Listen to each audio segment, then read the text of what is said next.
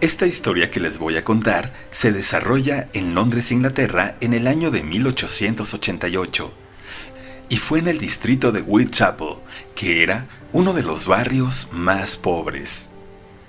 Calles oscuras, lúgubres, bares mugrosos y diversos burdeles con mujeres, cuya única forma de supervivencia era la prostitución.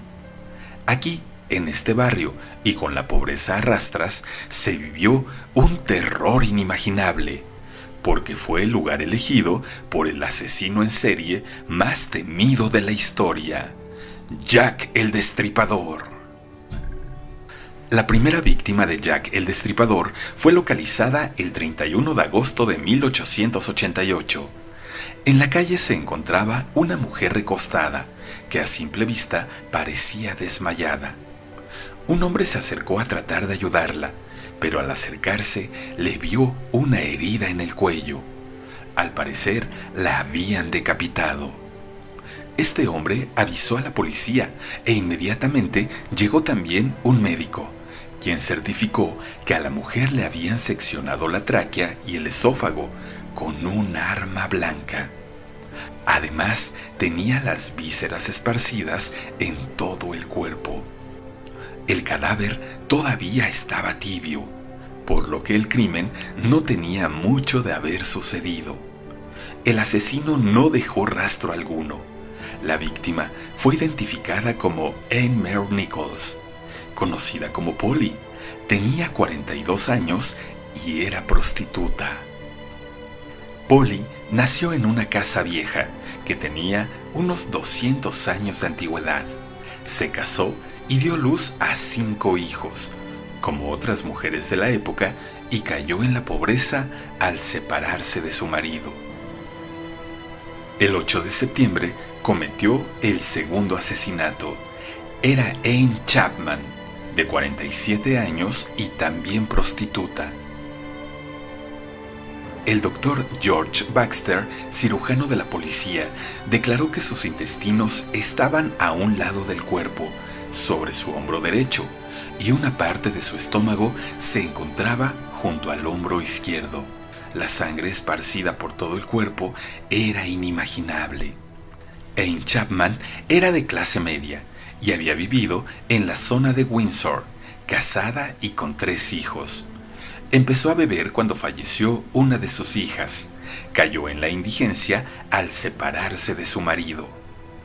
El 30 de septiembre, el terror invadió las calles de Whitechapel, pues aparecieron muertas 2 prostitutas más. La primera fue Elizabeth Stride, cuyo cuerpo fue encontrado con una sola herida que atravesaba el cuello de lado a lado. Se cree que Jack fue interrumpido mientras la degollaba, porque no se había ensañado tanto. Elizabeth Stride nació en una granja de Suecia. Aunque ejerció la prostitución durante un tiempo, no hay pruebas de que aún trabajara en ello cuando fue asesinada. Trabajó como asistente y estuvo casada. Y la segunda, al parecer, fue asesinada media hora después. Su nombre, Catherine Eddowes.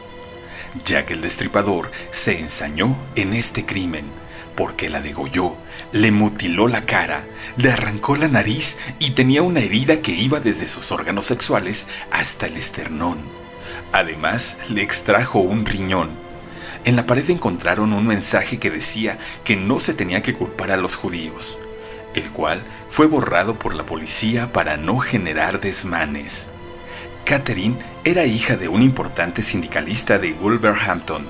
Se casó y tuvo 3 hijos, pero los problemas con el alcohol acabaron por dejarle en la calle y lejos de su familia. Durante un mes hubo cierta calma en el distrito, pero fue el 9 de noviembre que apareció muerta la 5ª víctima de Jack el Destripador. Era Mary Jane Kelly, una joven prostituta de 21 años de edad. La encontraron en su habitación con el cuerpo completamente cercenado, y se dice que sus senos, corazón y ojos fueron encontrados sobre una mesa. Los órganos estaban esparcidos a su alrededor y las paredes manchadas con sangre. Con este crimen atroz se escapó el asesino y nunca fue identificado. Mary Jane Kelly es la que fue asesinada siendo más joven y la única de la que hay pruebas de que era trabajadora sexual. De hecho, trabajó como prostituta de la clase alta en la zona de West End. Era de buena familia y había sido educada en buenas escuelas.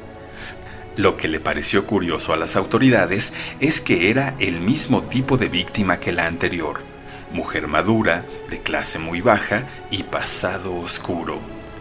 Infortunadamente, las autoridades no podían hallar pruebas contundentes.